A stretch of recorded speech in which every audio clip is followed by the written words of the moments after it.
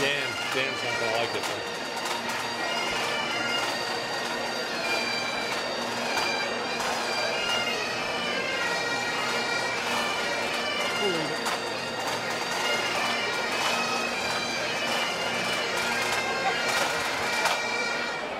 Is it like in your face to get sick?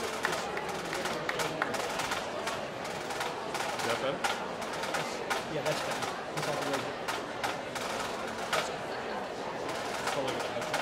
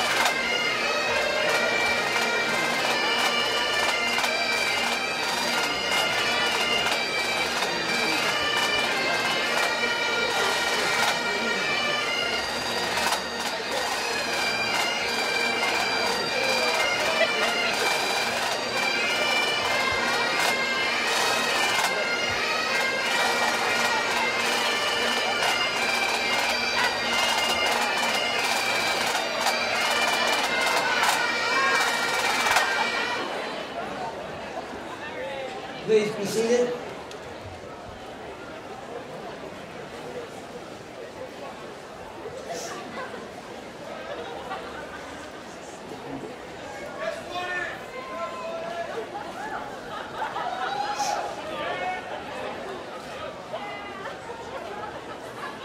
We gather this morning with a sense of purpose, with a conclusion, but also a continuation of a search for a passion, and with a concern for the integrity of both self and community. We have not only individually discovered during this year, we also revealed to others. We can now look forward and back with a sense of awe to each of those transfers, from the me of each of us to the you, and in the other direction. Let us pause for a few brief moments before we begin this celebration in remembrance, in honor of others both here and not here, and appreciation of where we are and how that came to be.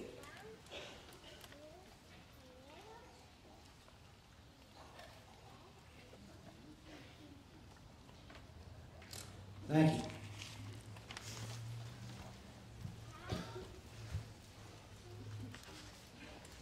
Good morning, everyone, and I have to say, what a difference a year makes in terms of the weather. This is just a glorious day. Welcome to parents, families, guests, members of the Board of Trustees, faculty, staff, students, and especially you, the class of 2014. Just a quick note here. I always forget to say this at the end, so I'm going to say it at the beginning and hope you remember. At the end, when we recess out, what will happen are the faculty will go out and there will be a handshake line with the seniors, and that's what you'll see happening out on the back of the tent there along the road. And everyone else who wants to get lunch, just go ahead and exit out the sides of the tent into the blue doors of the Reed Center, which is right behind me, and then you're going to find box lunches there if you want to get a jump on box lunches. So that's how it could work if you remember anything I just said. So 2014, before you guys get too settled, I have a little tradition I do here. I want you to stand, and I want you to turn around and face everybody, and I want you to join me in applauding all of those who helped you get here today.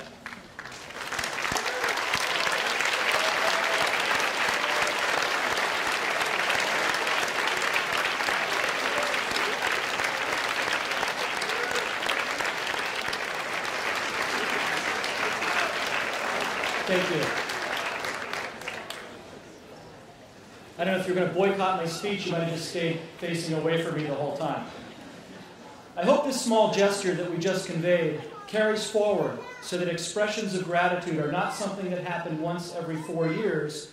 Don't forget to acknowledge and be grateful for all those who help you along the way, and also don't forget to lend a hand to somebody who needs help from you. If you think about it, we never achieve anything alone, and I hope that one of the things that you take with you today is an appreciation for your friends, mentors, and a sense of loyalty that endures to your alma mater, Williston. As we heard so movingly at last night's baccalaureate ceremony, Williston is unique in that we have seniors who have been here for 6 years sitting next to those who have been here for 1. You saw visual representations of changes that occur from 7th grade to 12th grade in Mr. Grant's slideshow last Friday. Less externally visible, but no less profound, are the changes of minds and hearts that Williston effects in each of you. With all of the can, jam, and frisbee of the last couple of weeks, you may have missed some of the hot topics that swirl around us in the news. Issues that will affect your futures. The elevator fight between Beyonce's sister and Jay-Z. The racist rantings of the Los Angeles Clippers owner, whose ironic name, Sterling, is no longer worth a dime. At Williston, despite all of the ideas that get kicked around, or the work of the Willistonian staff or the Political Awareness Committee, or the instant buzz of news feeds from our smartphones, we do not always take time to reflect on the events of our lives. Before introducing our distinguished commencement speaker, and since I won't have another chance to speak to you all again, I have a brief reflection to share that Liz Calderon stole my thunder last night, but it also comes from the world of children's literature.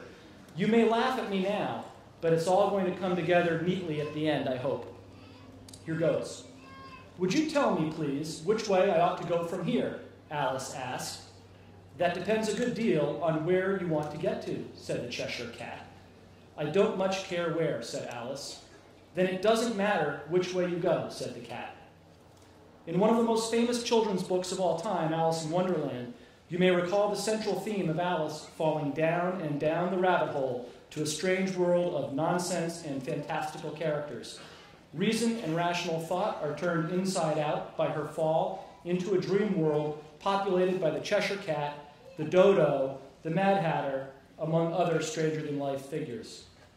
And yet it is into this world that Alice finds herself on a journey of risk-taking, uncertainty, inquiry, and fear. She drinks unknown things that say, drink me, and she eats size-altering cakes that say, eat me. It's just like going to college.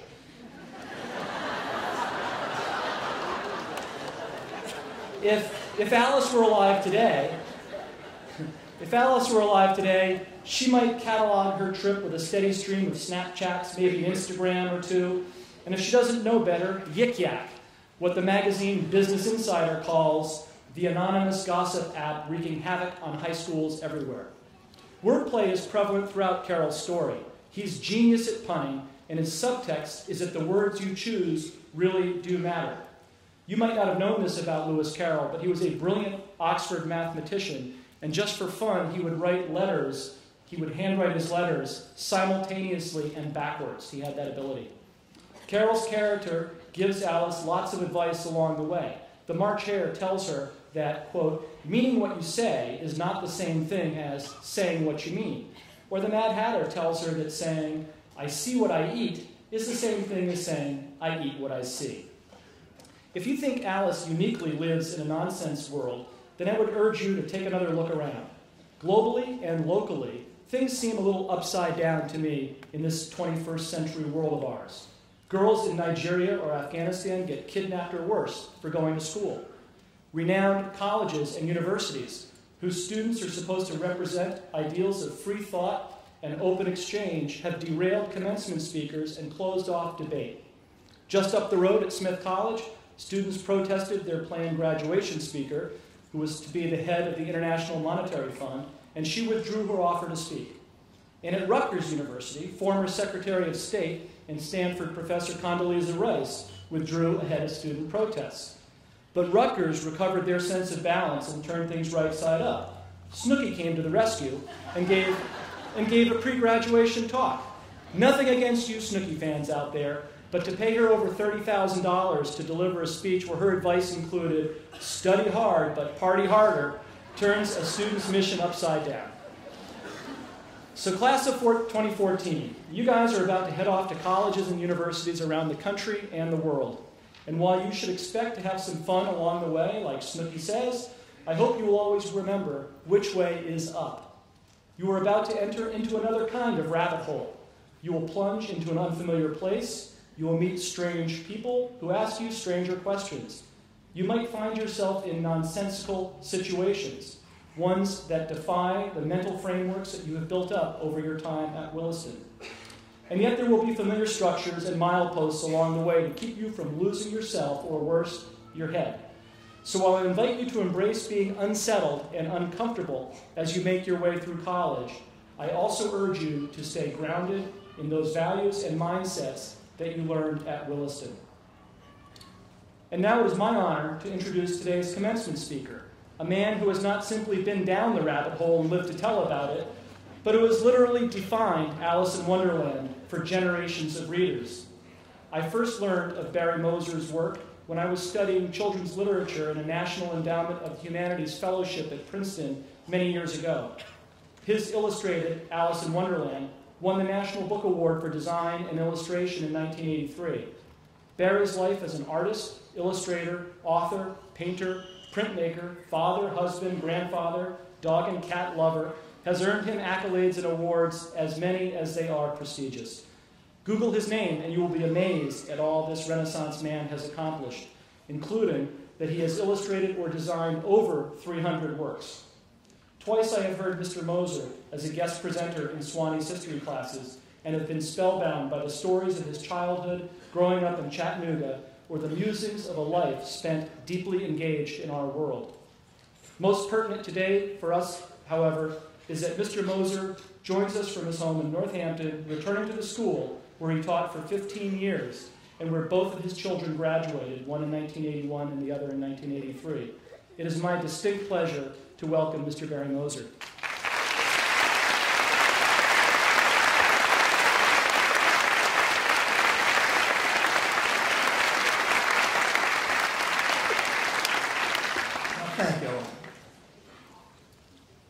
graduated from a military school in 1958, the yearbook reminded me that Moser is never on top in any field. True, I wasn't. But back then, I didn't care. I did graduate, though, thanks to the generosity of my history teacher who allowed me to retake my failed final exam and who, I am certain, graded that second exam with compassion for a boy who couldn't care less about history or math or English or chemistry or anything else academic. My folks gave me a record player as a graduation present. It wasn't very sophisticated, but it played the music I enjoyed listening to, which was not the music that my classmates listened to. While they listened to Harvey and the Moonglows, the Platters, and Elvis Presley, I was off in my own world listening to Nat King Cole, Rachmaninoff, and Broadway musicals like Oklahoma and South Pacific. In South Pacific, a character named Bloody Mary, a large Polynesian woman, belts out a tune in which she tells her beautiful brown daughter that if you don't have a dream, how are you going to have a dream come true? Indeed. And it is this matter of having dreams that I address this morning. There are a number of you out there who, like me, when I was sitting out there, dream.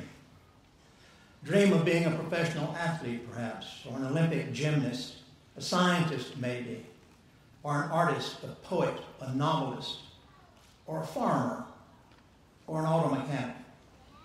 And I am equally certain that someone in your life has told you that being a farmer or an auto mechanic is beneath your station, or that being an artist is just a pipe dream because you can't possibly make a living at it.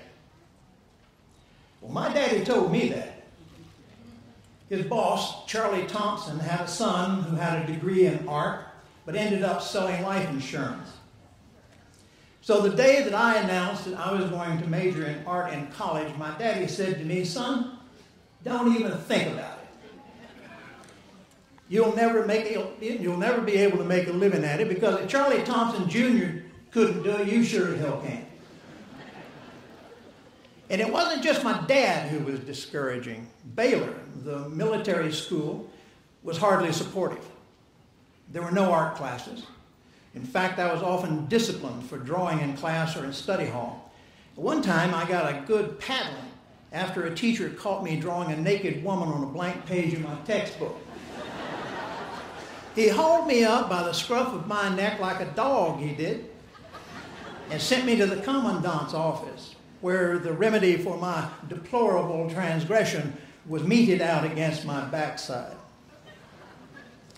But despite the academic upbraidings and the familial disapprobations, I never stopped drawing, nor have I ever stopped dreaming. And today, I make a comfortable living. I live with my wonderful wife in a big house in the woods that's full of life and love and art and music and poetry and literature and books, thousands of books, as well as a mighty fine English Mastiff and 2 worthless cats. So don't you ever let anybody tell you that you can't do something.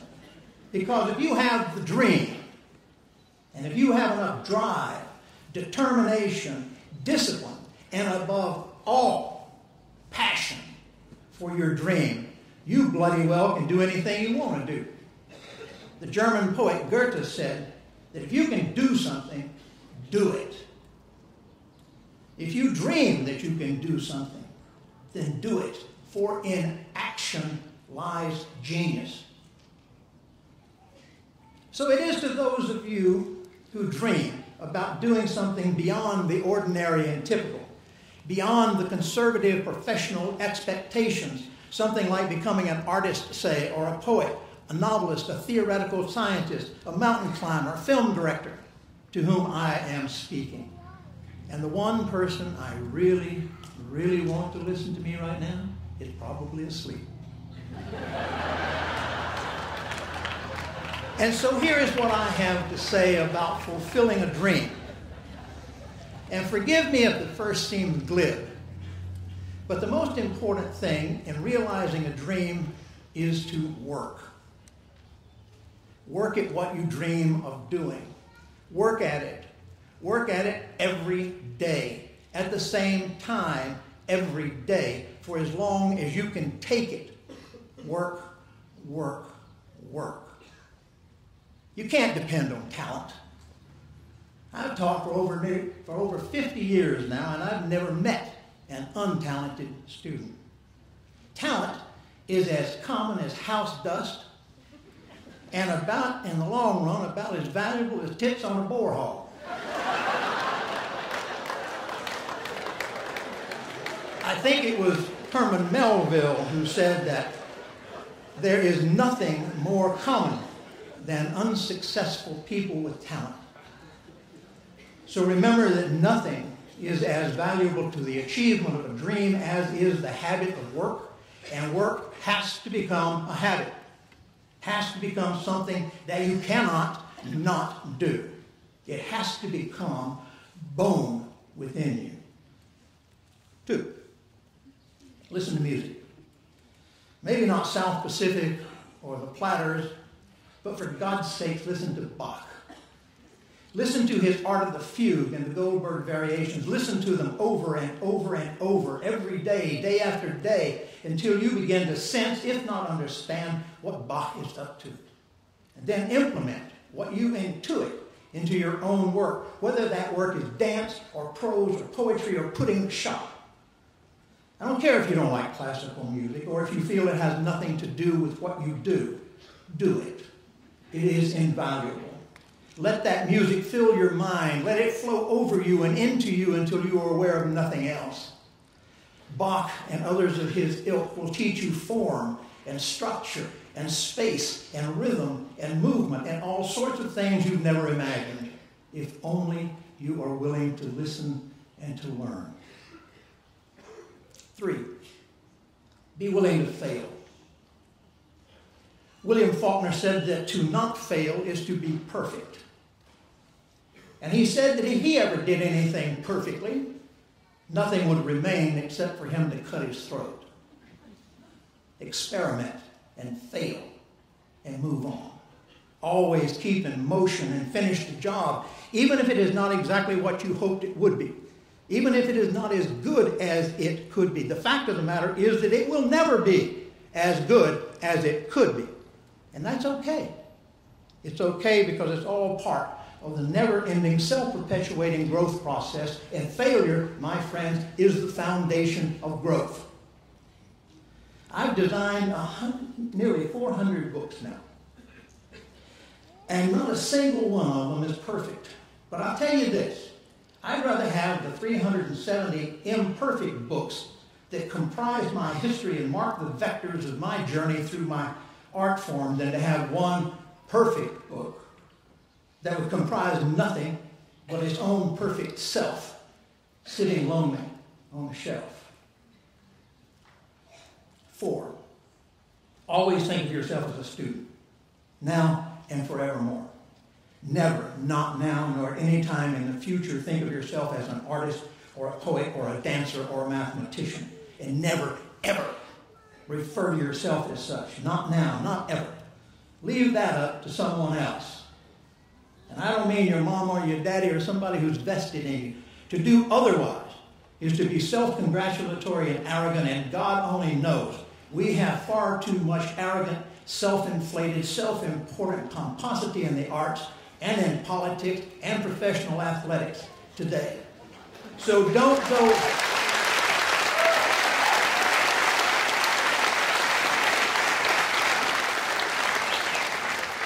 That's sweet, thank you. So don't you go adding your own feculence to that cesspool. Not now, not ever. Work and fail. That's all that's important. And in doing so, try your hardest to be the best you can possibly be. And try your hardest to make the things you make or do the things you do as well as they can be made or as well as they can be done. And do it for the ages. Don't squander your work and your gifts by pandering to what's cool or to the stupidity of what is currently fashionable. Look beyond.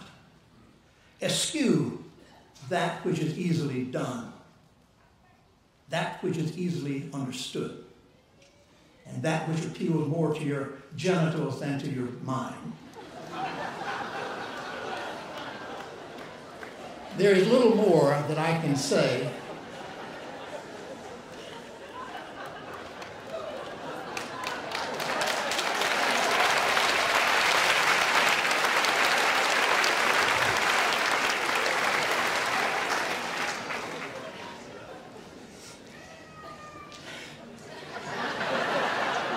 There is little more than I can advise you except, first, as corny and prosaic as it may seem, put love first in your life.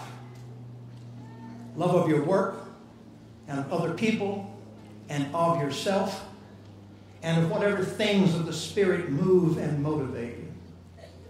Second, have a lot of fun in order to balance all the hard work. Maintain a fierce sense of humor to balance the underlying seriousness of your purpose.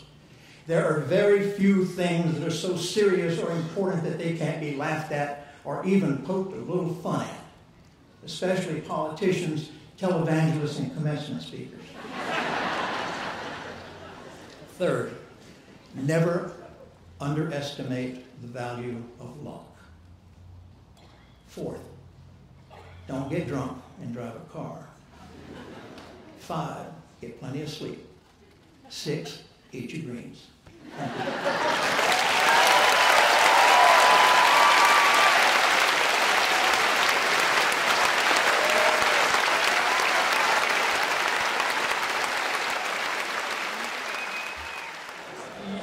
You don't really quite know what to say beyond thank you. I said to Barry Moser on the way in, I said, of course I'm going to want a copy of your talk afterwards. He goes, you ain't heard it yet. I still want a copy of the talk. I also think I might have just heard the top 3 words you never expect to hear at a commencement speech. So thank you, Mr. Moser. It was everything I hoped to hear since I left Asheville, North Carolina, and then some. On to the next, on the agenda here, the announcement of prizes from Mr. Jeff Ketchum, who's the Associate Head of School for the announcement of prizes.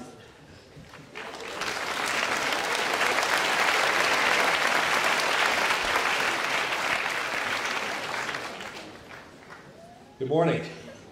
I hope this is equally exciting, but in a little bit different way. It has been an exciting couple of days here as we have celebrated the many student accomplishments from this year. On Friday morning, we had our athletic awards assembly, and I'd like to mention the senior recipients of our top 2 athletic awards and ask those individuals to stand and be recognized when I read their names. The senior athletic awards are given to outstanding young man and young woman for general excellence in athletics with emphasis on good sportsmanship and a helpful spirit. This year, the George Denman Award was shared, and the recipients were Liddell Robinson and Max Willman.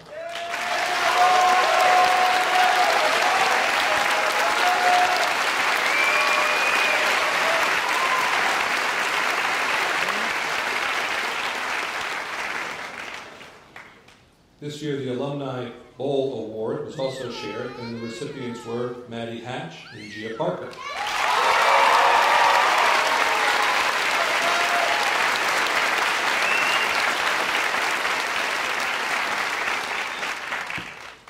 Yesterday morning, we held our academic awards ceremony, which celebrated outstanding academic achievement for the year.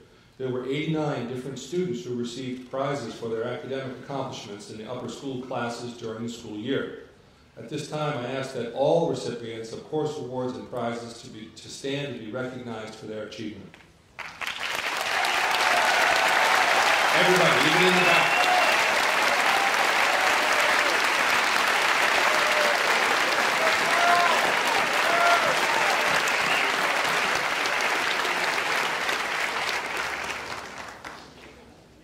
We We also recognized overall excellence at each grade level, and I'd like to highlight the winners of each of the prizes that were awarded yesterday morning. I'll read the names of the recipients at each grade level, ask them to stand, and we can applaud them together. For the 9th grade, there were 2 prizes. Molly Zawacki was the recipient of the Yale Prize, and Emily Yeager was the recipient of the Bowdoin Prize.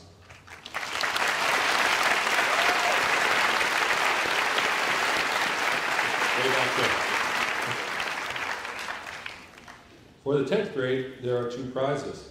Morgan Fogelman was the recipient of the Smith Prize and was at the graduation of her sister at the Naval Academy, so we weren't able to give it to her. And Caroline Borden was the recipient of the Williams Prize.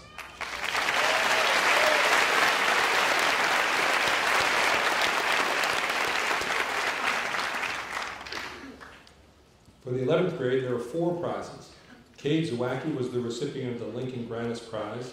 Tina Zhang was the recipient of the Holy Cross Prize. Maisie Glick was the recipient of the Dartmouth Prize. And Emily Grussing was the recipient of the Harvard Prize.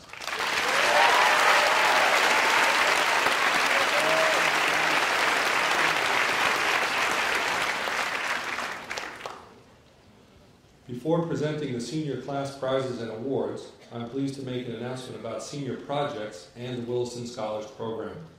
This year, 8 seniors have been awarded the mark of Pass with Distinction for their spring senior projects. I'll read their names and ask that they come forward to receive their certificates from the chair of the Senior Project Committee and Academic Dean, Greg Tulea. Oliver Demers.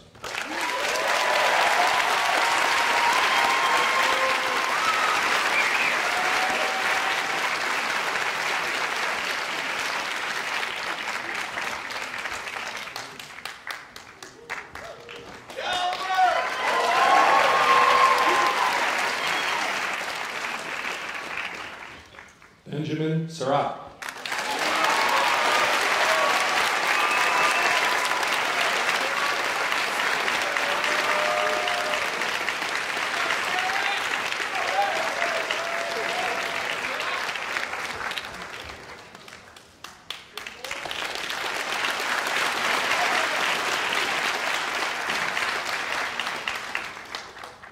Kayla Chairs.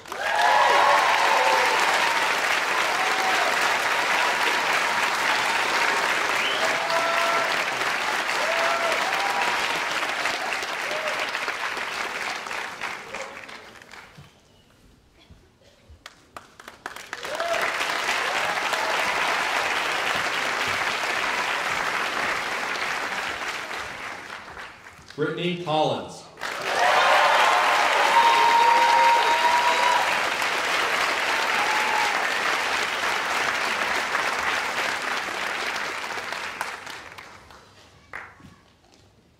Dylan Kenseth.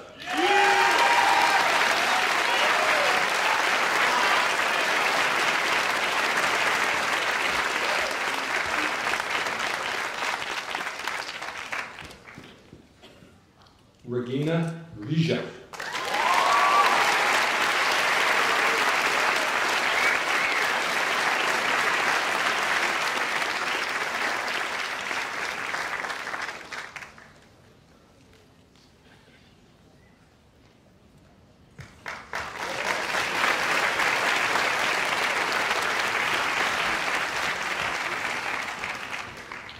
Christian Knapp.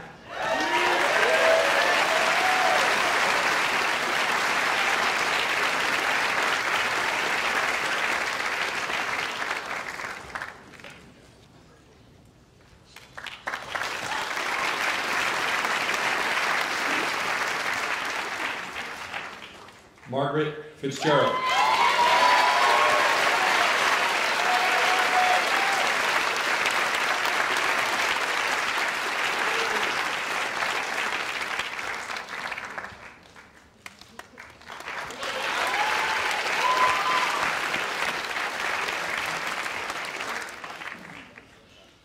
This year we offered 5 courses within our Williston Scholars Program, and there are 9 seniors who will be recognized at this time for their exemplary work. As not all of the Williston Scholars courses are completed at this time, the underclassmen will be recognized as we begin the next school year in the fall. As I read the names of the seniors, I ask that they come forward to receive their certificates from the director of the Williston Scholars Program, Kim Velte. For their work in Writer's Workshop within the English department, 3 people, Brendan Helway, Henry Lambino, and Persis Tickner Swanson.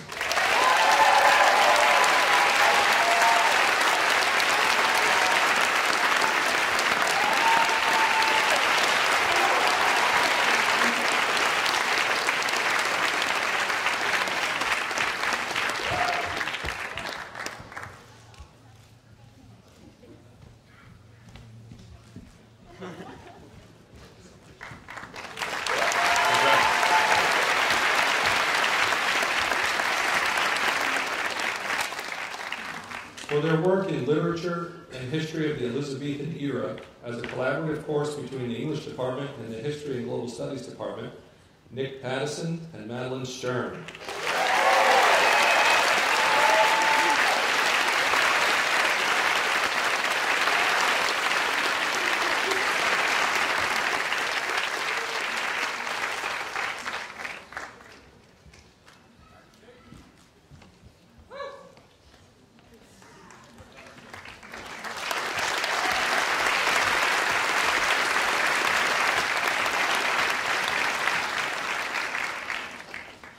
For her work in sports studies within the History and Global Studies department, Madison Duratz.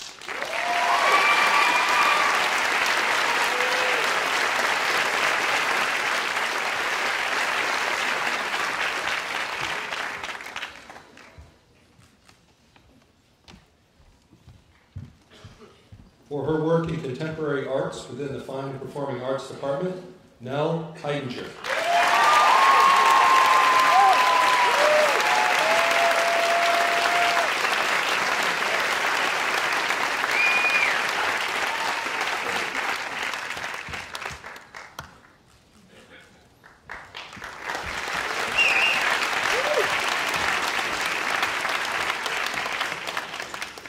For their work in advanced integrated science within the science department, Taylor Senecal and Matthew Carney.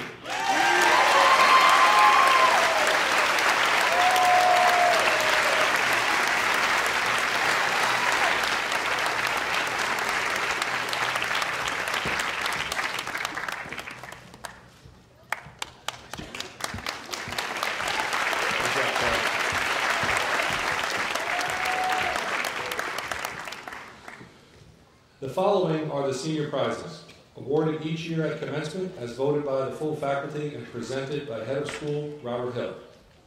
The Tara Michelle Katzner Memorial Prize is awarded annually to that student who best exemplifies the qualities of perseverance, determination, and dedication. This year, the prize is given to Ryan Patnod.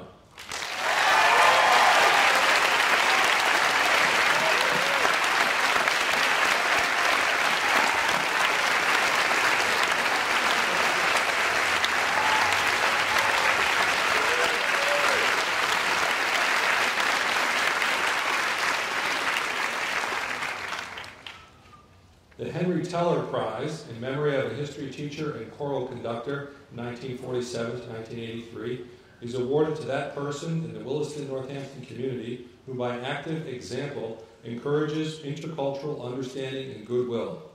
This year, the prize is given to Akela Chairs.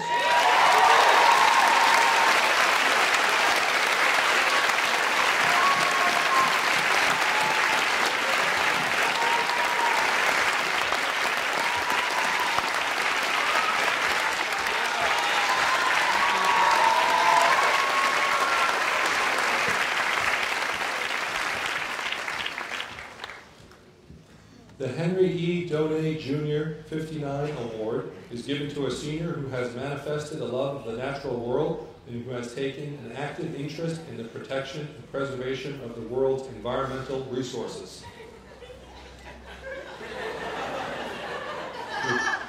Is there a bet on this one? This year, the prize is given to Nicholas Pattison.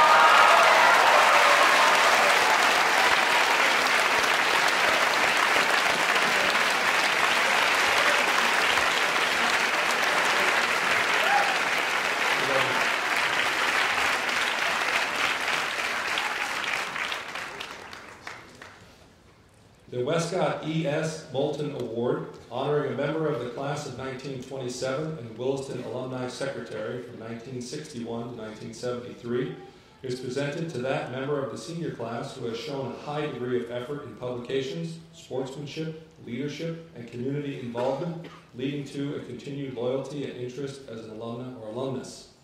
This year, the award is given to Henry Lombino.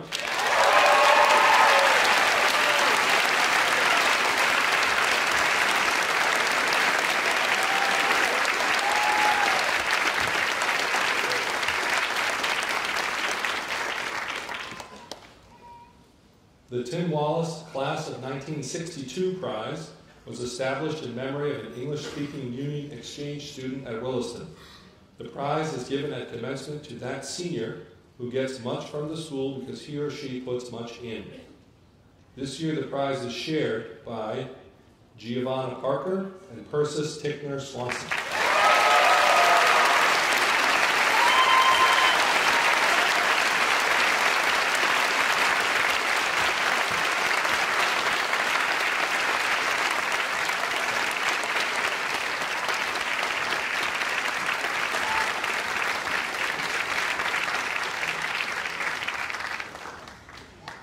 The Class of 1942 Prize is awarded in recognition of outstanding service to the school. This year the prize is given to Christian Knapp.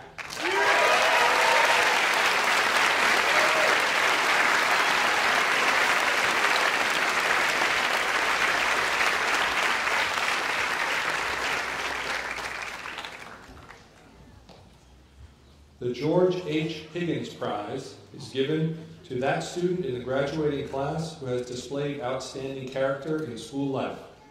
This year the prize is given to Olivia Foster.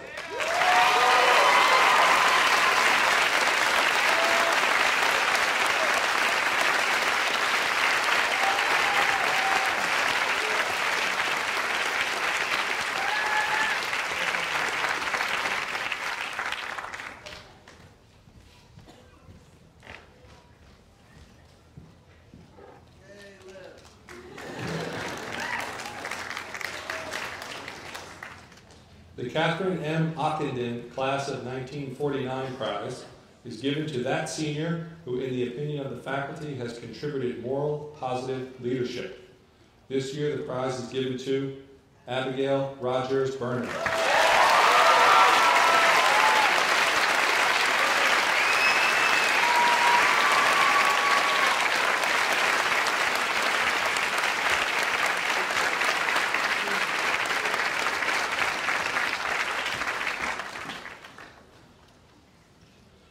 The L.G. Treadway Citizenship Prize, established by Richard Treadway, class of 1932, in honor of his father, is awarded to a senior who has been at the school for at least 2 years, who has maintained a strong scholastic standing, and who has given promise of future achievement. The chief qualities to be considered are personal integrity and contributions made to the best citizenship of the school. This year, the prize is awarded to Elizabeth Calderon.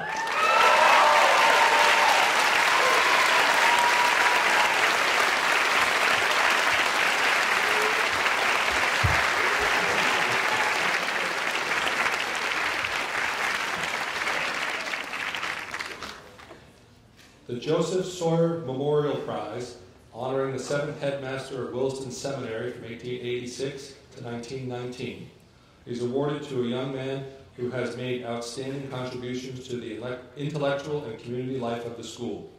This year, the prize is awarded to Matthew Kavanaugh.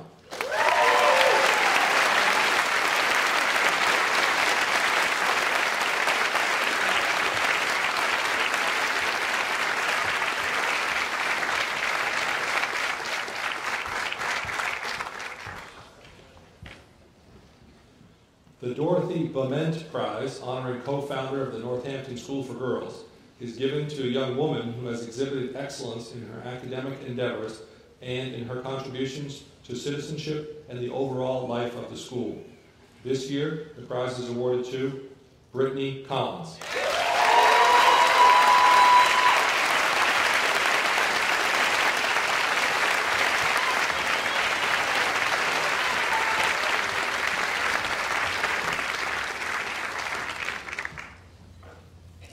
now come to the final 3 prizes which carry the greatest distinction. The first 2 being awarded to the outstanding young man and young woman in the senior class, and the third honoring the first scholar in the class.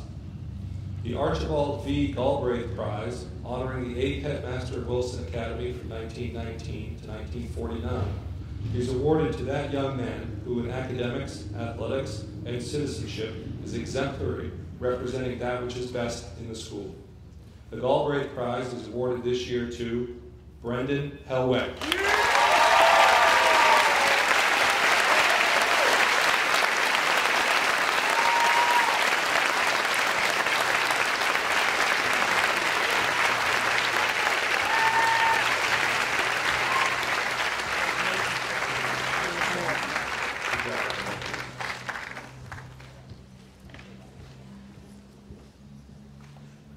The Sarah B. Whitaker Prize, honoring a co-founder of the Northampton School for Girls and co-principal from 1924 to 1962, is also known as the White Blazer Award.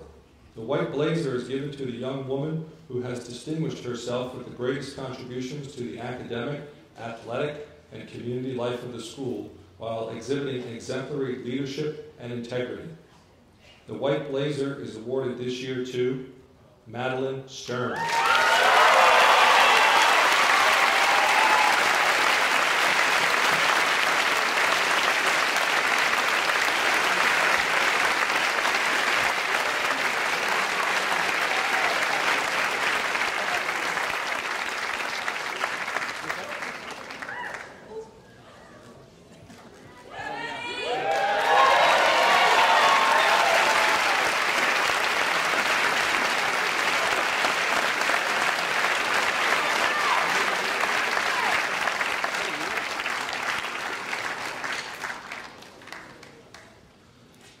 The Valedictory Prize is awarded to the first scholar of the class. It is a combination of 2 awards from an era in the school's history when the Edmund H. Sawyer Prize was given for work in the classical curriculum, and the Horatio G. Knight Prize was given for work in the scientific curriculum. These prizes are now combined into one. It honors the student who, by record and performance during the senior year, is judged by the faculty to be preeminent in academic achievement. This year, the recipient of the Valedictory Prize is Brendan Helweg.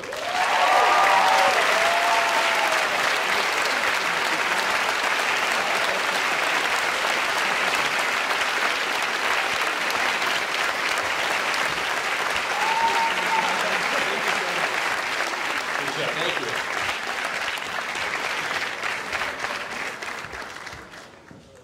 Thank you, and congratulations to the class of 2014.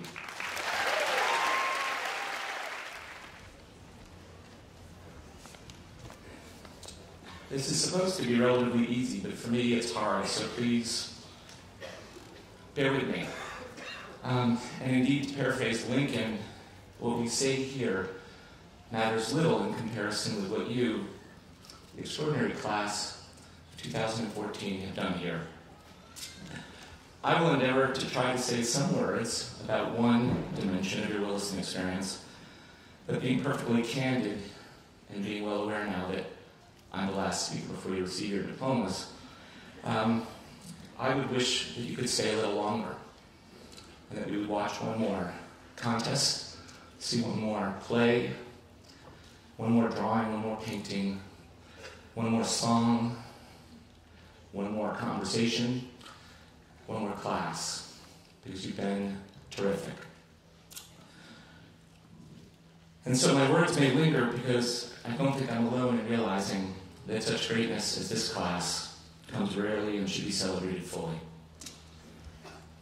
We now honor the finest scholars in the class of 2014 with their public induction into the Williston Northampton School chapter of the Cum Laude Society. In electing these young women and men as members of the Cum Laude Society, Williston celebrates their academic accomplishment and, in a broader sense, the fundamental mission of our school. These young people show what can be accomplished by an academic life inspired with purpose, passion, and integrity. The Cum Laude Society is a National Honor Society modeled on Phi Beta Kappa. Williston Academy joined the society in 1921, the Northampton School for Girls received its charter in 1951. And in 1971, the society granted the newly merged Williston Northampton School a new charter. Membership into the Cum Laude Society is the highest academic award that Williston Northampton can bestow. All of us gathered here can take inspiration from the three words that form the motto of Cum Laude: Arate meaning excellence, DK meaning justice, and Time meaning honor. Excellence, justice, and honor can characterize the life each of us chooses to lead. It can and should inspire the academic and intellectual culture we embrace here, not just in the classroom, but across our campus and in the broader world. Far more of you have grown into accomplished scholars than we can recognize at this moment. Indeed, for every one of the names that we will hear spoken in recognition, I can tell you another handful who've enlivened the classes that I've been able to teach. And so on behalf of the faculty, I thank all of you for striving to live that life. We try to nurture your curiosity and your persistence in the search for truth, beauty, and justice, and in turn, you teach us about language and art, about math and science, about history and philosophy and faith, and above all, about a love of learning. Moreover, we thank your families. We hope they will enjoy today as a reflection of their influence upon your lives. Indeed, you should remember the words of John Quincy Adams: who you are is where you've been. Remember to thank all of the people who have helped you, both here and beyond these green gates, to grow your roots and your wings. Now you've begun to look beyond the mirror to see what you will be in the future. Consider admission into Cum Laude as an invitation to assume stewardship for the truth. True scholars strive to discover greater truth, to work collaboratively, and to put their discoveries into the service of humanity. Knowing you as we do, we are more confident than ever about that future prospect. We live in uncertain times, but you remind us that learning remains a fundamentally progressive, optimistic, and democratic enterprise. Each year, the Williston Northampton School witnesses what can be accomplished by a wonderful mixture of human potential and hard work, and we catch a glimpse of a brighter future. So as we acknowledge your past effort and present accomplishment, you fill us with hope for your future achievement. May you embrace the opportunity to improve an ever-changing world. Before calling for the induction of the new members, we want to acknowledge those of you who, by virtue of your outstanding record of achievement, earned admission to Cum Laude this past January. Traditionally, we simply ask you to stand, but in a new tradition begun last year, we're asking you to come forward individually to receive our applause and then to stay, remain, and to welcome the new members. Elizabeth Calderon.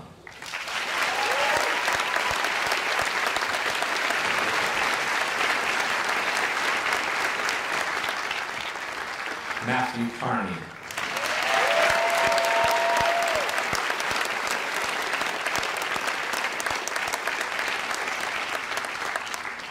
Matthew Kavanaugh.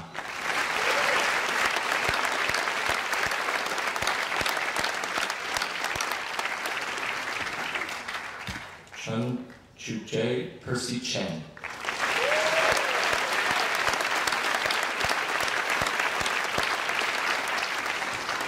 Nan Ding.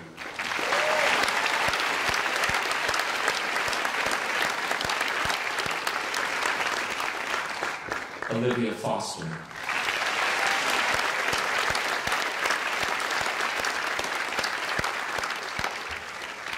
Brendan Hellwig.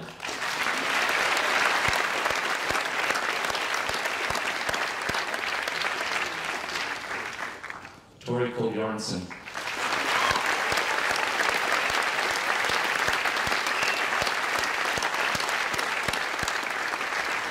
Mei Shuan Matt May.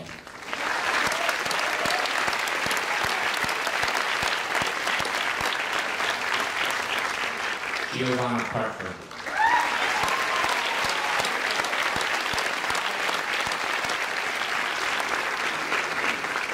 Abigail Rogers Burner.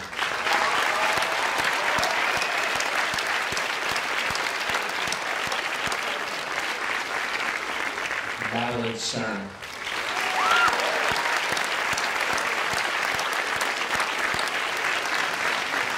Persis Hickman Swanson.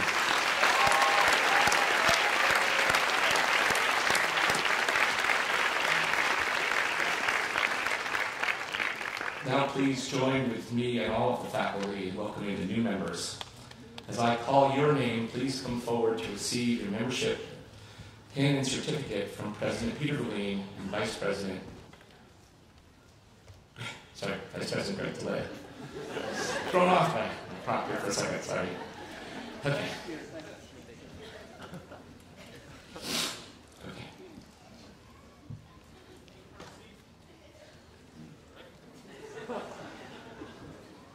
Okay, Lachey's.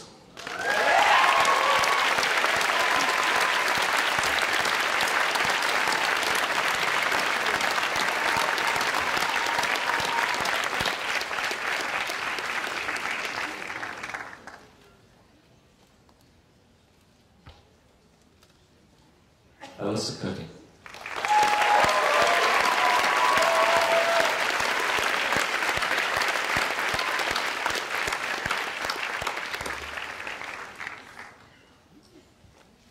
Sabrina Fati.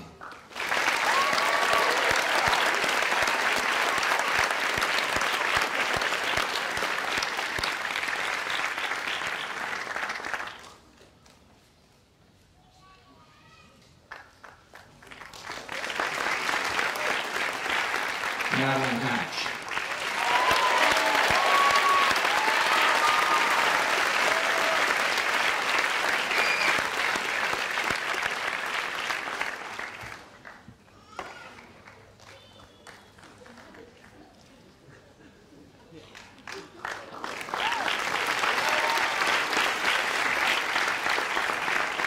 Gabriel Holman.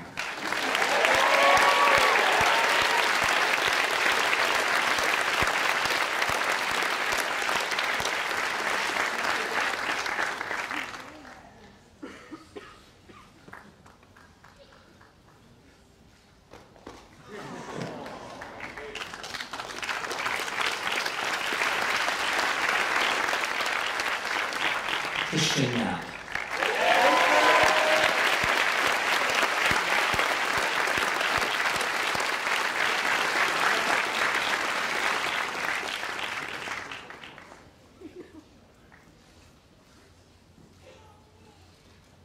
Rachel Lloyd.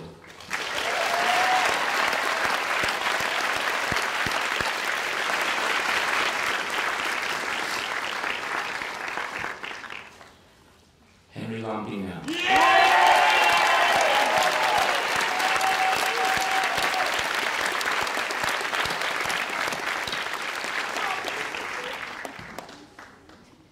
Timothy Nowaki.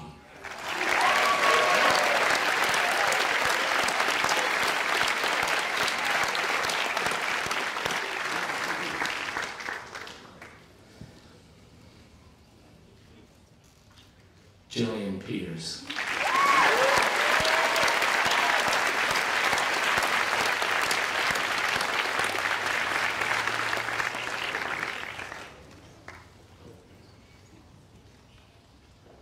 Taylor Sanhal.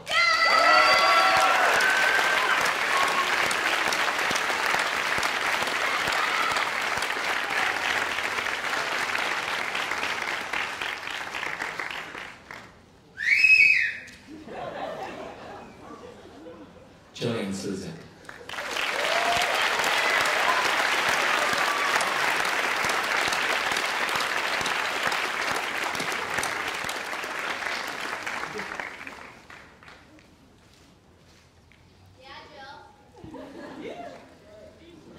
Nai Tung Alicia Wong.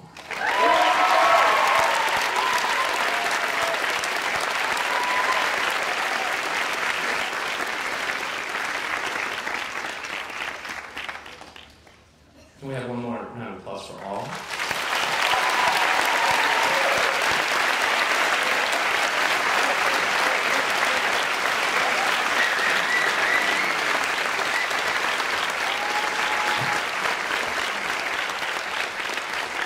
Please turn and face the podium.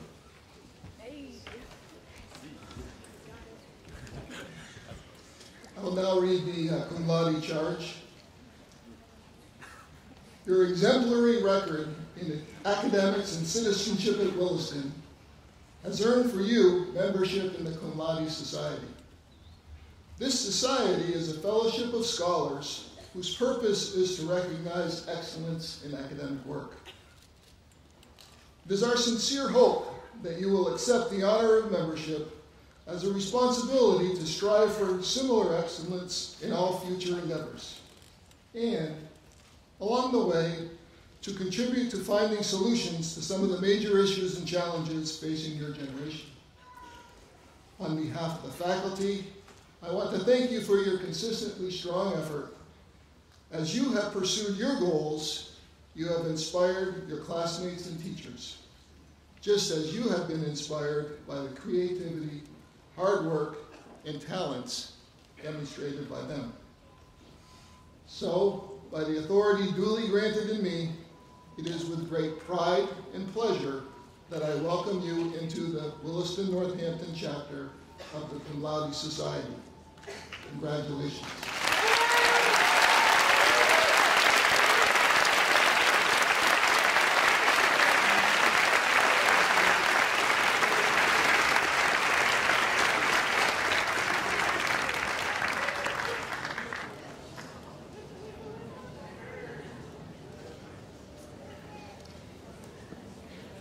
Congratulations, all of you. You are wonderful representatives of a really wonderful class. It's my pleasure now to ask the President of the Board of Trustees, Elizabeth DeMore, to join me in awarding diplomas. But I have to just take 1 second here. Don't get up here yet, Elizabeth. Elizabeth is ending her term as President of the Board and ending her tenure, a 13-year tenure as a member of the Board of Trustees for Williston. She's just an amazing person, a tremendous supporter of the school. She's touched more lives than I can possibly enumerate. But if you do look at your program, you'll see that she's been here as a parent, not 1, 2, 3, but 4 times, and has had all 4 of her children graduate from Williston. And they're part of the alumni group that 2014 you're soon going to join. So if Elizabeth DeMore would please come forward and join me with the photos.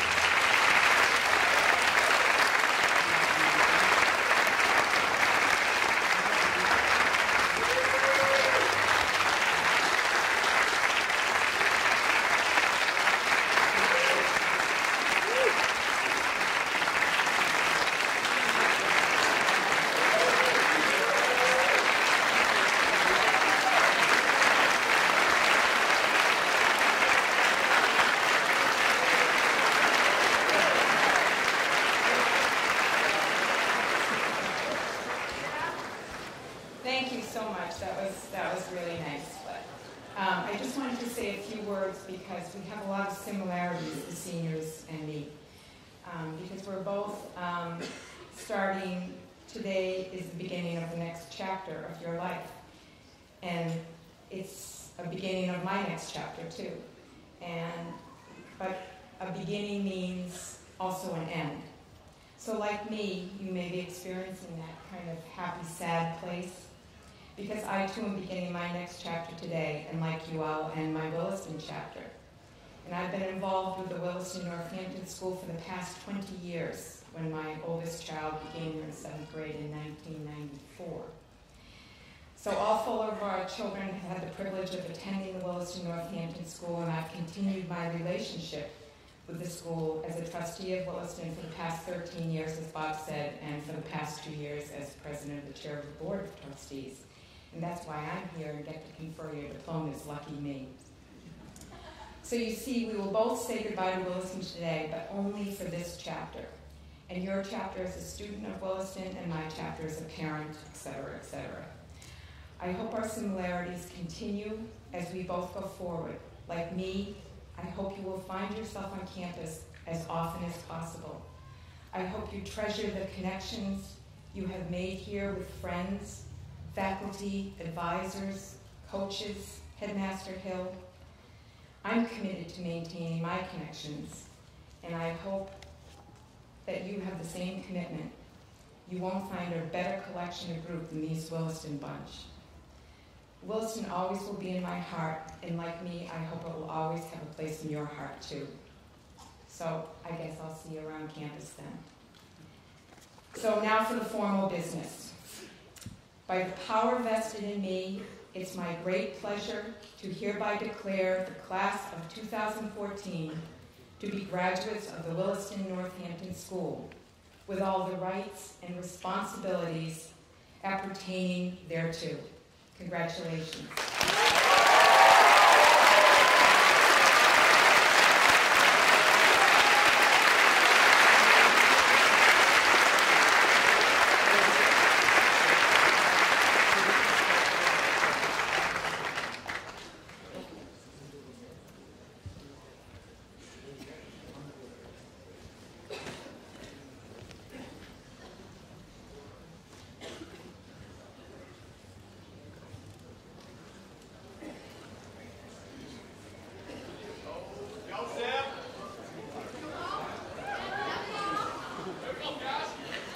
Paul Michael Accorsi.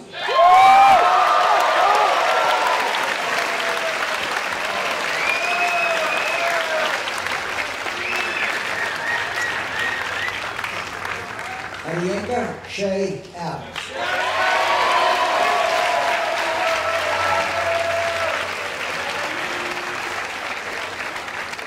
Matthew Joseph Arnold.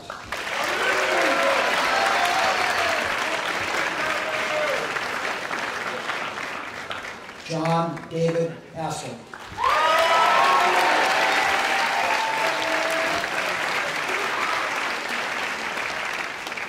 Alicia Anna Barry.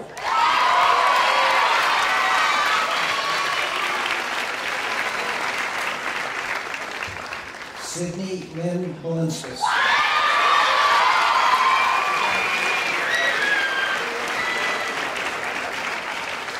And with his diploma to be presented by his faculty father, Christopher Wilson Berghoff.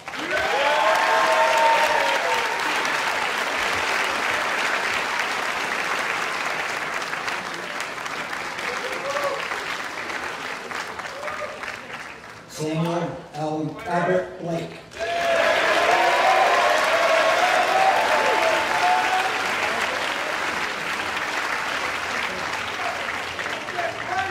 Lucy Aaron Boland.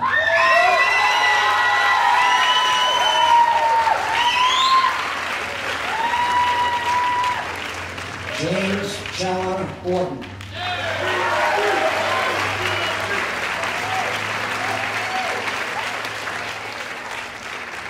Gabriel Breton.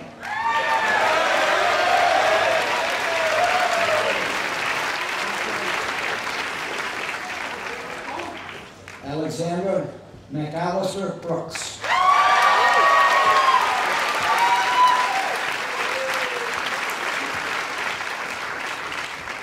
Kai Umazawa Brown.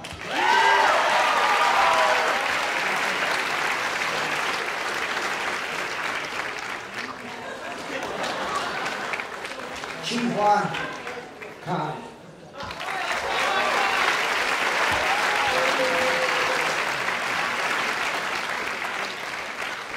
Elizabeth Constance Calderon.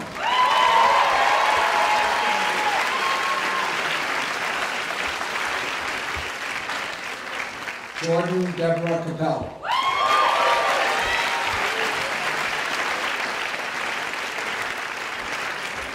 Matthew Fowler Carney.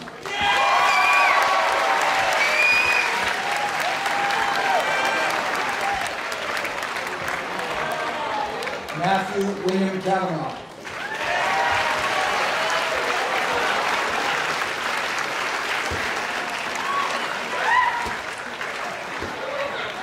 Emily Patricia Cavazzuti.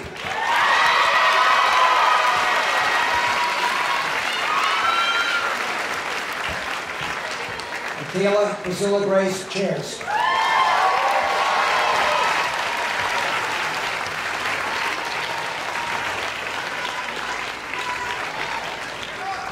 Elijah Jean Camilla.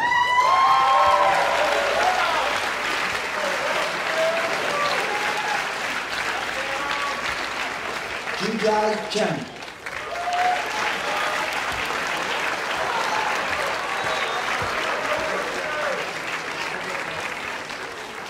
Newton Chen.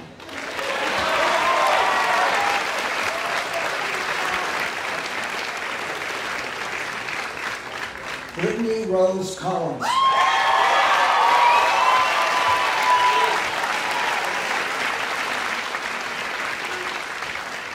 Charlotte Kathleen Collins.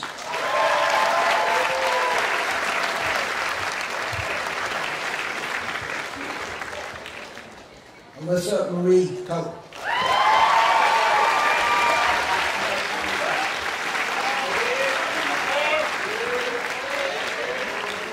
Anthony Lawrence Cruz.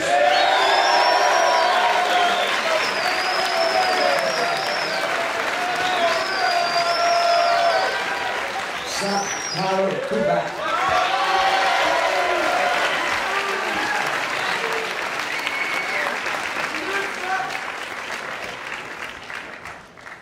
Caleb Luke DeMello.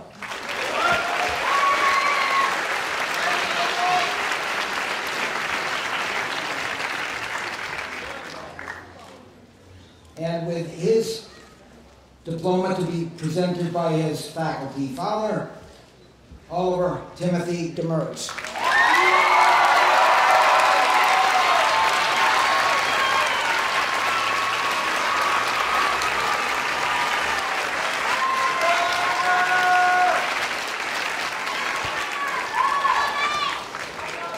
And with his trustee, his diploma to be presented by his trustee father, Robert Wilder Denholm.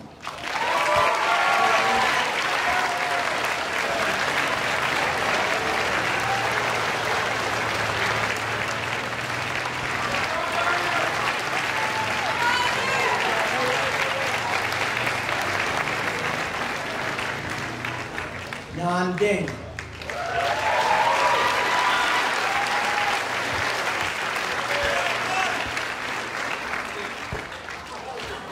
And with her diploma to be presented by her trustee mother, Madison Ann Duratz.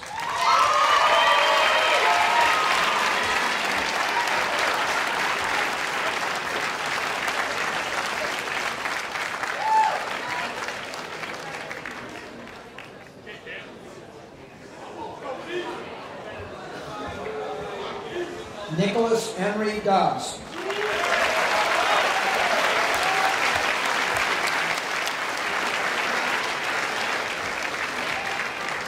Cameron Turan Dogan.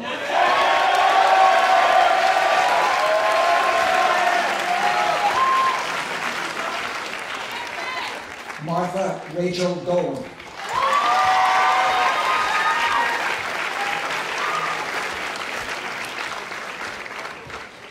Anna Drozdova.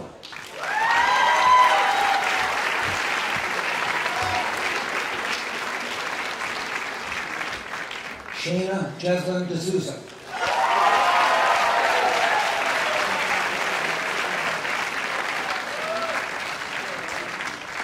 Simu Du.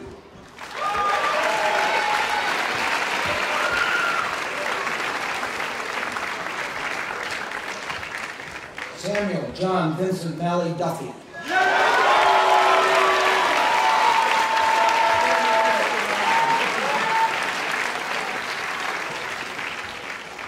Sabrina Sarah Fati.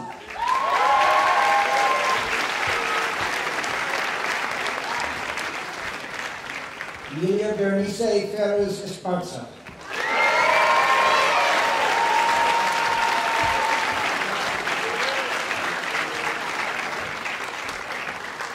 Margaret Catherine Fitzgerald.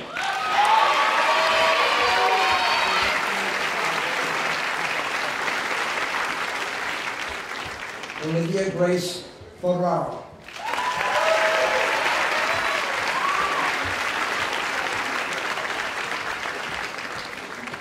Anna Maria Focus.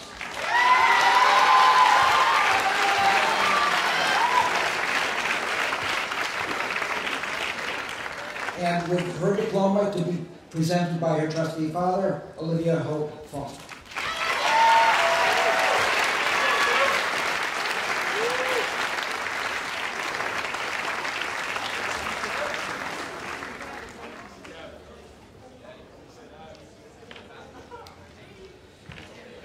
Louise Arthur Francois.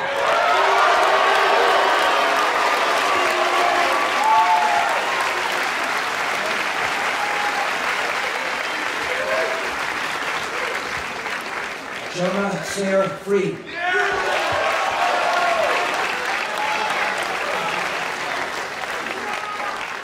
Zoe Fry.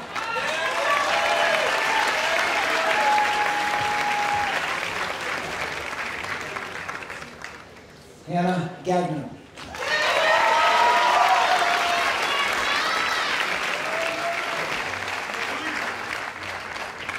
Bailey R. Goran.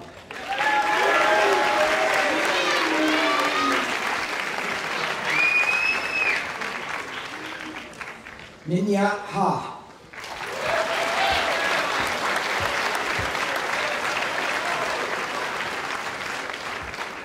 Kyle David Hall.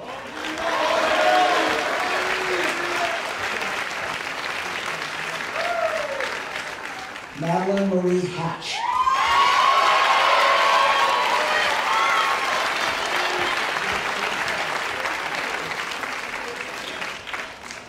Nell Eva Hyder.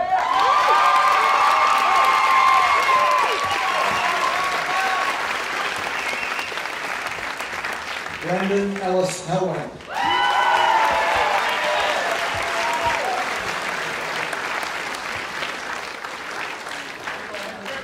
Scott Mather Hendrick.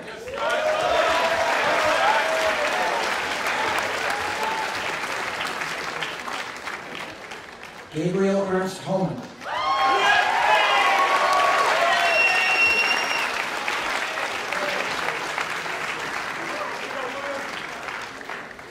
Zejong William Huang.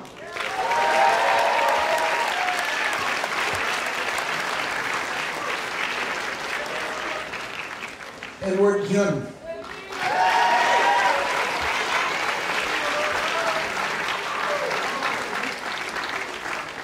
Alec Lewis Johnson.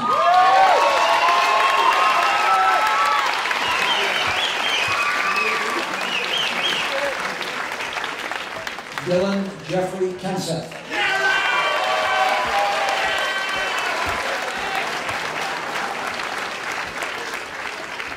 Yoonjae Kim.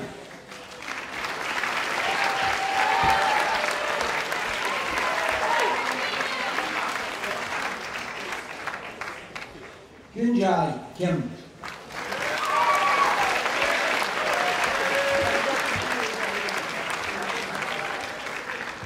Esther Yunjun Kim.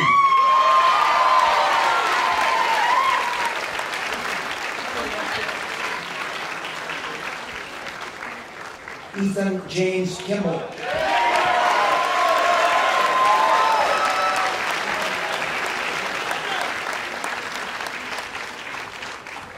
Jacqueline Marie Hughes.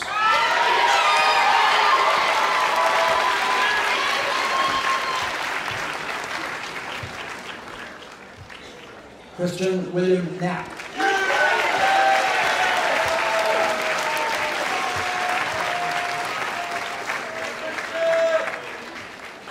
Tori Jordan Colbjornson.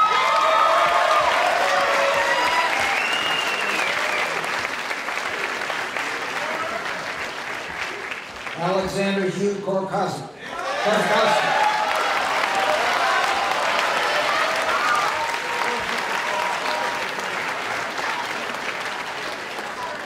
Adam Alexander Kroll.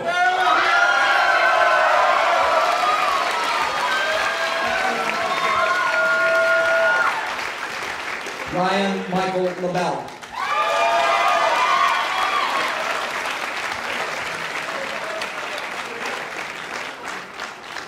Rosanna Catherine Lakis.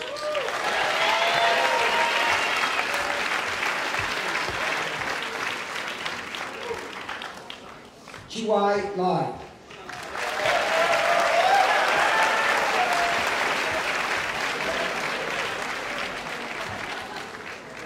Cameron Paul Lamont.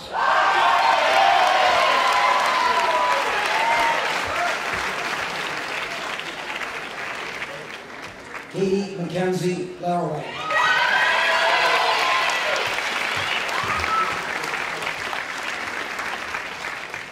Kaylee Marie Largay.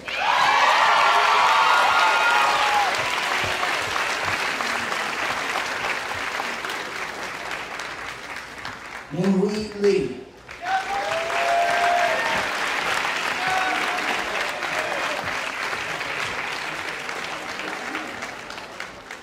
Songsi Lee.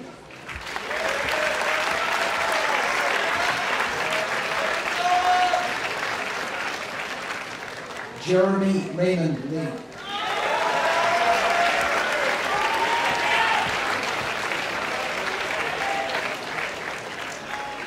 Alexandra Elizabeth Lewis.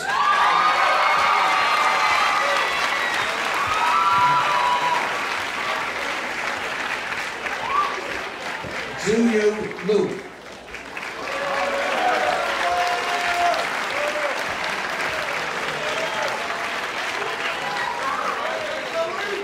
Rachel Ann Lloyd.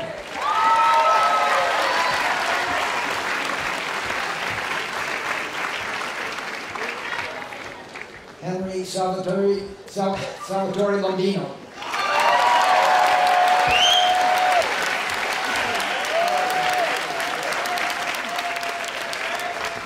Zachary James Lowe.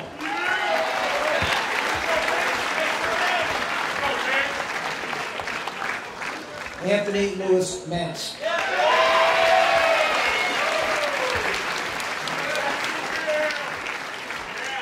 Matthew Alexander Massenville.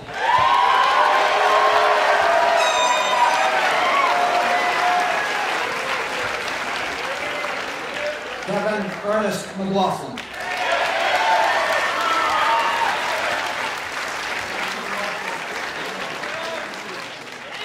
Shiwen May.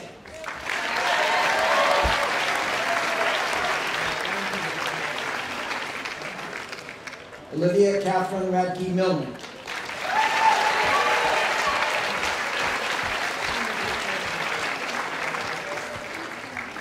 Jack Richard Nigerian.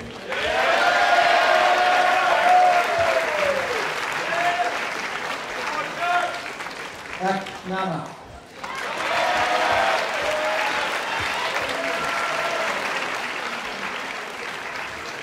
Timothy John Nowacki.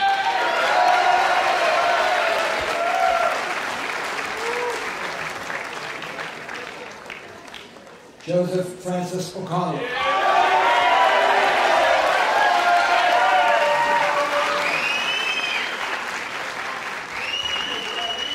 Eric William Osborne.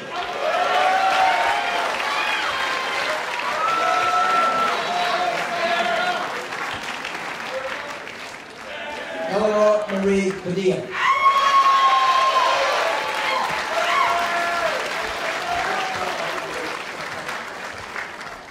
Camilla Bessie Kyle.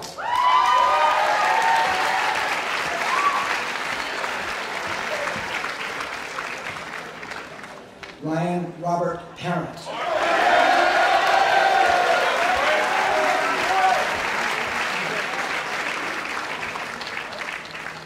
Giovanna Rose Parker.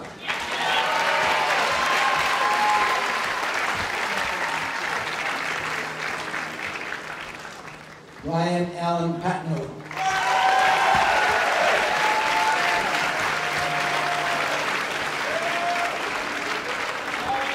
Nicholas Morehouse Patterson.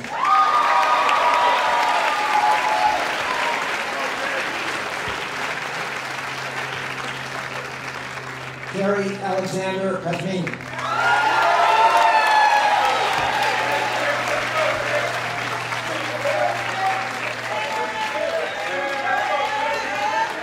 Meredith Ann Pattis.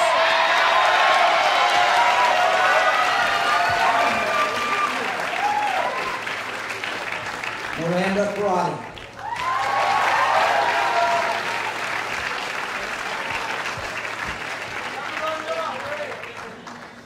Jacqueline Rose Perry.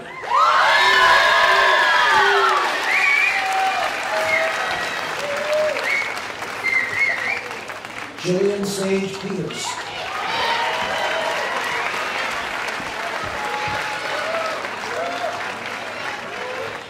Taylor Megan Catastrophe.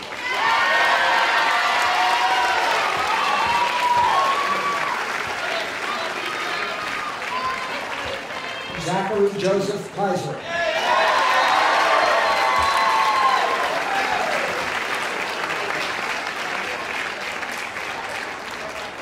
Lindsay Grace Richardson.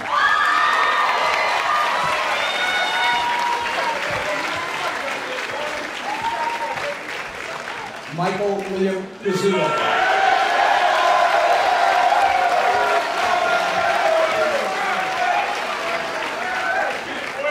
Adele J. Robinson.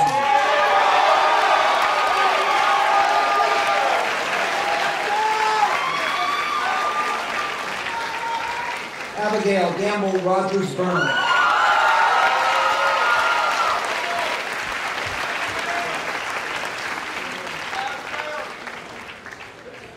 Regina S. Ruger.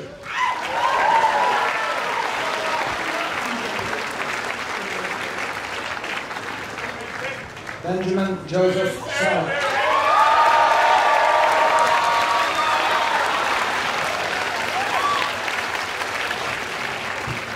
Brian Thomas Schmidt.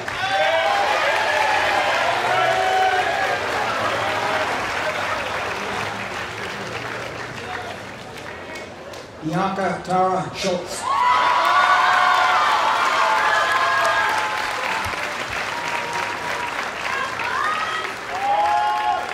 Taylor Alexandra Senecal.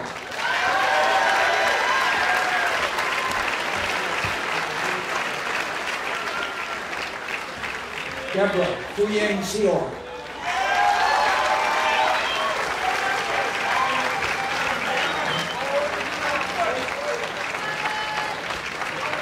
Sylvia Paris Skelly.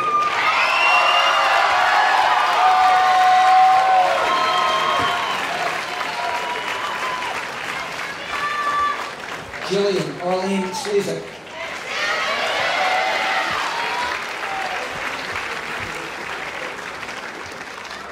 Sarah Ellsworth Sokolowski.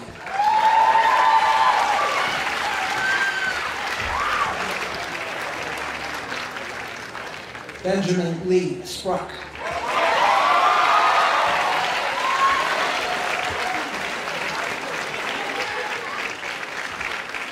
Patrick Peter St. Martin.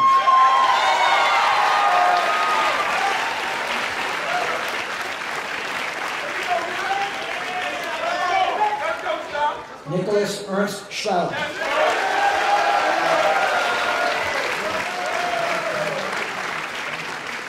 Madeline Harley Stern.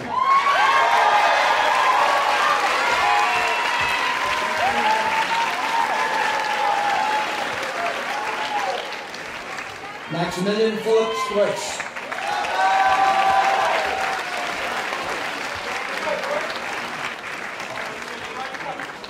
Matthew Mark Schulman.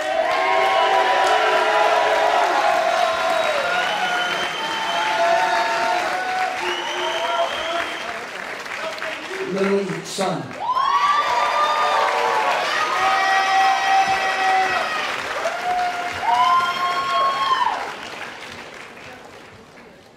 Michael Alexander Thompson.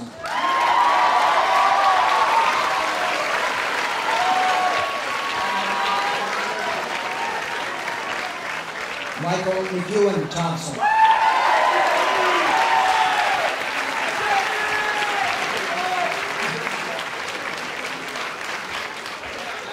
And with her diploma to be presented by her faculty father and her former faculty mother, Persis Nada Tickner Swanson.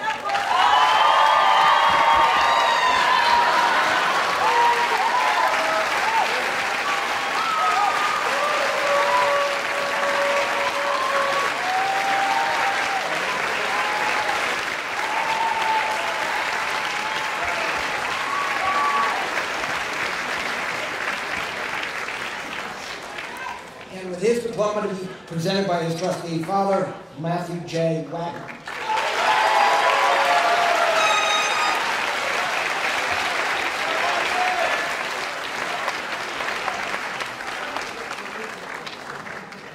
Abby Fraser Walker.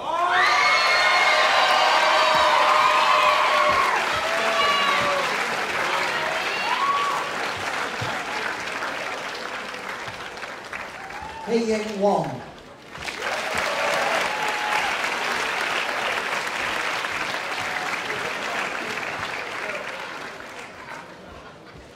Jesse Pratt Ware IV.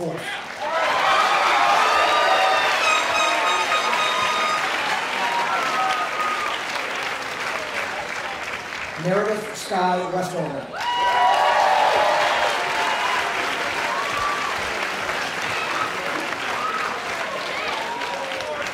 Bennett Weston Wheeler.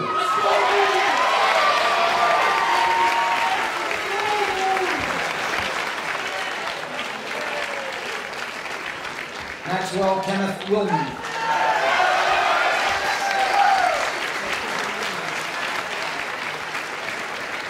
Caleb Samuel Isaac Wint.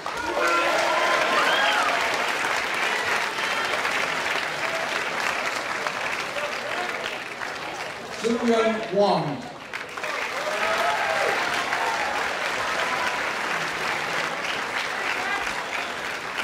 Nai-Tong Wong.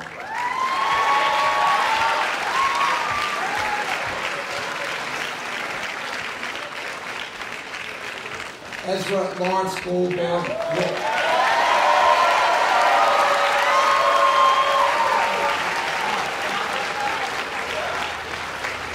Anton Michael Wozniak.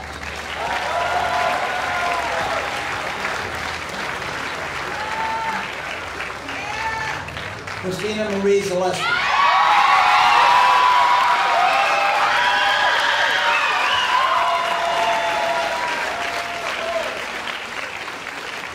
Mackenzie Taylor Zarin.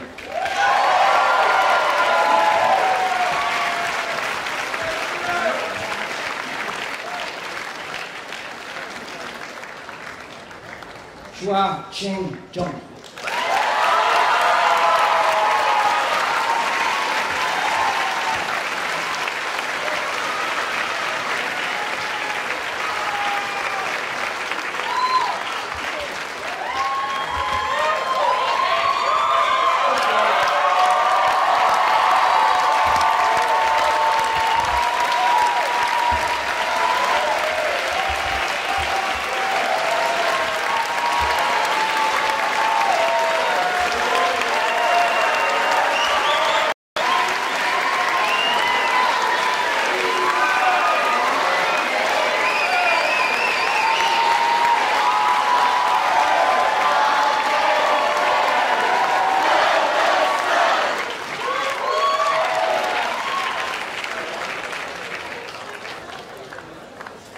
Well-deserved moment, you guys. Fantastic. I'd like to ask your senior class speaker, Oliver Demers, to come up and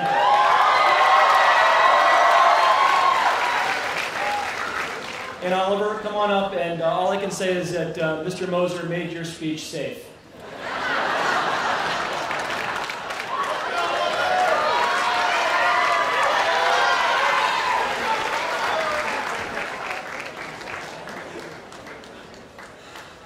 I've never gotten so much exercise clapping before. That's awesome. Students, parents, faculty, grounds crew, security, dining hall services, those photographers we hired for the weekend, pigeons, and squirrels, assorted insects among the grass, East Hampton late morning joggers. Good morning. Well, seniors, we did it. We graduated high school. Now we can finally claim our bets from our freshman year advisors.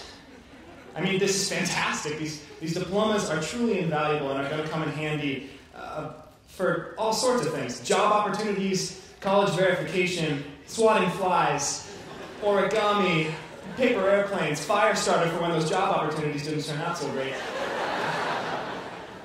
You know, maybe it's not these diplomas that matter so much, because when it comes down to it, our Williston journey was always working toward one unparalleled item that no other high school could come close to achieving. These really fancy plastic cases around the diploma. I mean, what kind of leather is this? Walrus? That would be sick. Sick as in both interesting and immoral. Regardless of what leather wraps our diplomas, we should feel incredibly privileged to have received an education at this fantastic institution we get to now call our alma mater. This is a place that has given us the tools to prosper and the desire to do good well. And I would like to personally thank you all for nominating and voting me to speak before you all today. It is not simply an honor because of my printed name in the program, or the amount of people I get to speak before today, or even the fact that I got to make a walrus leather joke on stage.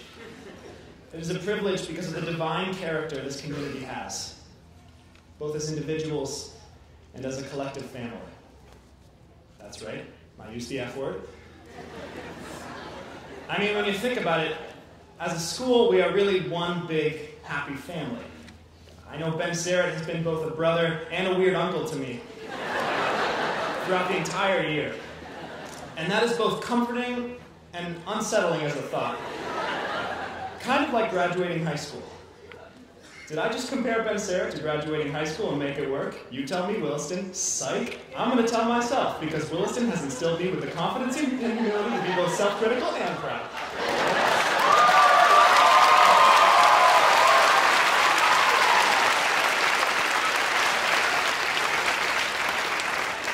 Thank you. That was your second set and clapping exercise. Moving on. Graduating class of 2014, something that makes us so gosh darn different and unique from everybody else in the world is the individual background each of us comes from. So if you'll indulge me for a moment, I would like to share mine. See, I was raised in the cold, hard dirt roads of Putney, Vermont. Specifically on the Putney School campus where my lovely mother worked as a nurse. There was a barn on that campus, and by gosh, it was intense. You chuckle, but it was a gnarly childhood. I mean, you don't know beauty until you've seen a newborn calf emerge into this world and open its eyes for the very first time. You don't know tranquility until you become content with getting lost in the lush spring woods of Vermont and realizing the simple beauty and enlightenment in nature. You don't know enjoyment until your 6th grade friend Kyle bikes up the dirt road to come and hang out with you by the pond, and you let fish nibble at your fingertips and giggle each time because it kind of looks like they're kissing you.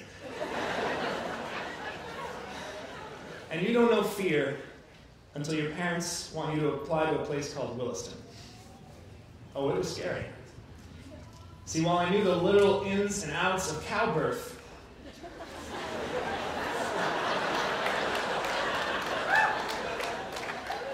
I did not know the first thing about geography, or biology, or punctuation. I mean, I could draw a mean period, but let's just say my commas were still in the works. Regardless of my academic struggle, I went along with my application, promising myself I would apply, no more effort than barely necessary through the process. Needless to say, when I applied here for 7th grade, I almost didn't get in. It was an hour before my entry exam, and I was meeting with my dad and my stepmom. They were giving me a bunch of encouraging and constructive advice, and yet the only piece of advice that I wanted to remember was to skip any question you don't feel comfortable answering. I loved that piece of advice. It was both encouraging and relaxing, like a football coach who sings you lullabies. So I go into the middle school, and I sit down at one of the many tables set up to take the test. They hand out a single yellow sheet and say, begin. It was the essay question. I read it, and there were 1 or 2 big words that I didn't understand, like incomprehensible and irony. So I thought to myself, okay, well, this is fine. I'll just skip it. So I sat there for the entire 25-minute period, and I skipped it. And I had a really nice time. The carpet was a radiant indigo that peppered with assorted geometric structures along its plane, and with a texture that was both cushioned and rugged, like Chuck Norris if he really let himself go. And the quotes on the walls were also inspiring, like, you can do it and don't give up. And there was this guy next to me who was profusely sweating and looked very uncomfortable with answering the question. So I wanted to tell him, dude, just skip it. But I figured he was probably not as smart as I was. So I finished the essay, or rather, sat there quietly while the evaluator collected my nearly blank page. And don't worry, I know what you're thinking. I did write my name on it. And I then finished my exam and I headed on home. When my parents got word of my completely unintentional strike on standardized testing, they were very disappointed in me. But luckily I was given a second chance and I got in. If it hadn't been for that second chance, I wouldn't be before you today, and I wouldn't have the incredible friendships that are sitting in this audience. Writing this speech, I was thinking a lot about friendships. The close bonds and relationships we have formed here may very well waver in their relevancy as we move forward with our lives.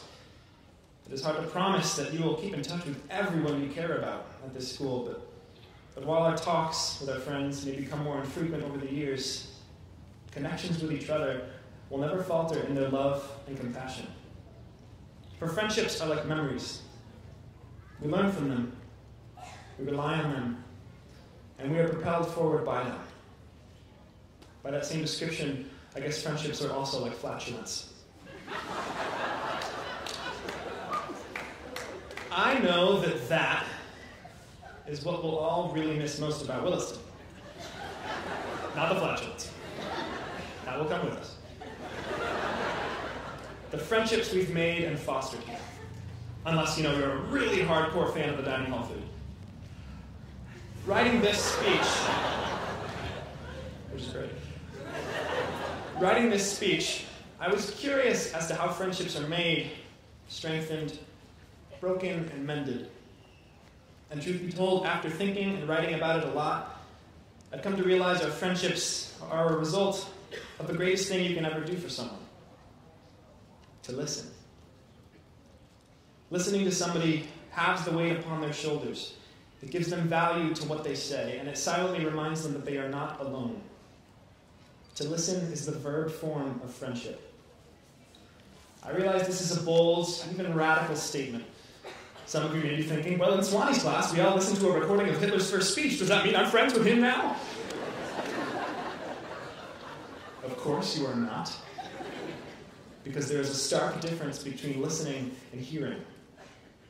To hear is to encode and pragmatically respond to or store what you hear. To listen is to find peace through understanding. That is a motto for my summer solace, Camp Beckett. There are 8 Camp Beckett mottos, each with their own moral and philosophical resonance to write a speech about. But I believe the most important one to our age, our generation, and our class is peace through understanding. This may sound like just another hippie mantra of mine, but I can assure you it is a surefire technique to a better life and a better world. And the greatest advice I can give you all. Here is why. In this world, I think we can all agree that there are certain pleasures we strive to maintain. Love, peace, and happiness. We'll call it LPH for short. I was considering making it an acronym, but doesn't really have that nice commencement ring to it. Also, I want to make sure that nobody here confuses it with the initialism for landing platform helicopter, which is still, a great thing to strive for in life, but I think my alternate definition works better for the sake of my thesis. This trinity of spiritual hoo-ha I call LPH is given one of the most cliché things one can talk about in a commencement speech. But a cliché gains its corniness through the constant referral and citation from the human race. It is a universally recognized truism. Something I recognize about these 3 concepts is that they all dispose of something the human race universally acknowledges as bad. Hatred. Hatred is a poison. It is a counterproductive emotion to LPH and stands in the way of human connection. Now, I know that in the context of international conflict, it is true that the fastest way to make an ally is through a common enemy. But in the context of emotional connection, hatred is the antithesis of friendship. And listening is its kryptonite. When I have a conflict with someone, I try not to simply hear them and respond to them in a way that seems fit. that will not help you understand them. I step into their shoes and I look at it from their perspective. I listen to them. It is too easy to walk through life without listening. Without that empathetic action, life can be narrow, egocentric pursuit of living that is only beneficial to oneself. Love, peace, and happiness all require more than one person to be achieved. It's not like money. LPH is a collaboration. To clarify, however, I am guilty of doing things for my own personal gain. Everybody inside and outside of this tent is guilty of that. We all want to be special and remembered in life, to have our names on as many walls and plaques and trophies as possible. To quote David Foster Wallace, everybody is identical in their secret, unspoken belief that way deep down they are different from everyone else. But I would like to pose a question. Is it better to be remembered in the future or loved sincerely in the present? When we step out into that big, scary, awesome world of independence, we cannot be working, thriving, and achieving for the sake of our own legacy.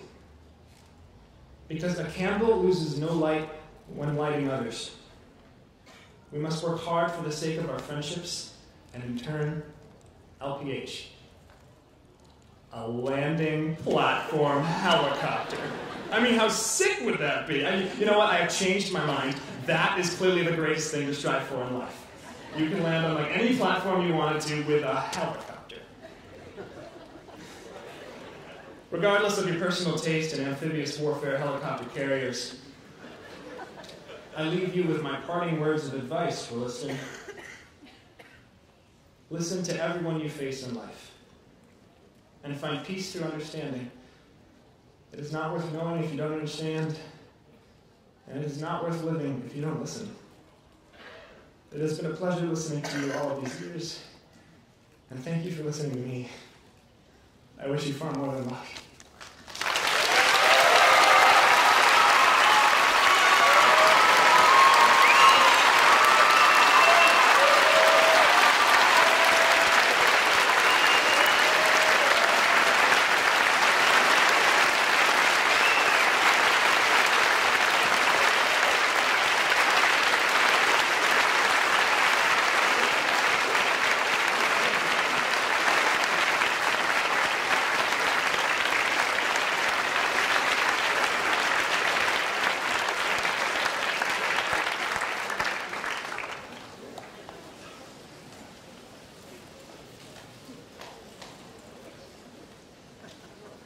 I've heard a lot of commencement speeches over my years, and certainly Mr. Moser and now Oliver are going to rank right up at the very, very top. Thank you, Oliver.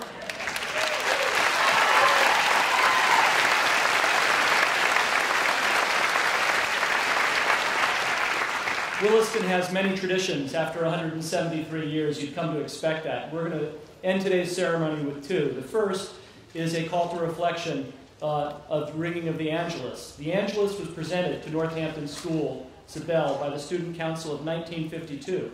Some say it became the heart of the Northampton School for Girls campus. The Angelus is inscribed, quote, "for quiet thought." It was sounded every afternoon, at which time students and teachers paused for a minute of silent reflection. Maria Bergie Dwight Leveconte, class of 1952, said at its dedication that the ringing of the Angelus was a call, quote, "to remind us of the necessity of thought. There is much to think about in that brief minute of our own." I think that ties in really well to what Oliver was talking about. Now permanently installed in the lawn by 194 Main, it has become a tradition to sound the Angelus at convocation and commencement. As we sound the Angelus now, I invite you to join me in a few moments of quiet thought, particularly on this Memorial Day weekend.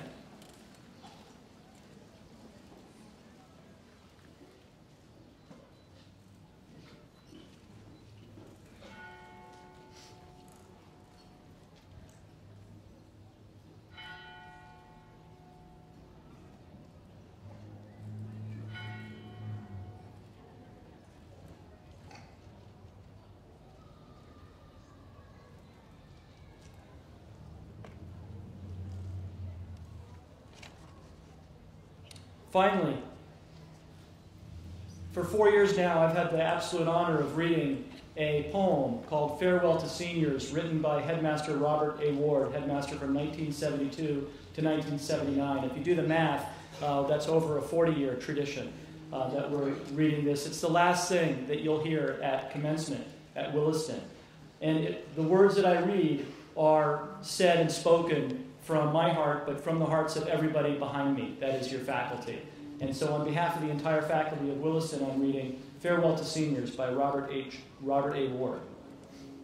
I wish you the courage to be warm when the world would prefer that you be cool. I wish you success sufficient to your needs. I wish you failure to temper that success. I wish you joy in all your days. I wish you sadness so that you may better measure joy. I wish you gladness to overbalance grief. I wish you humor in a twinkle in the eye.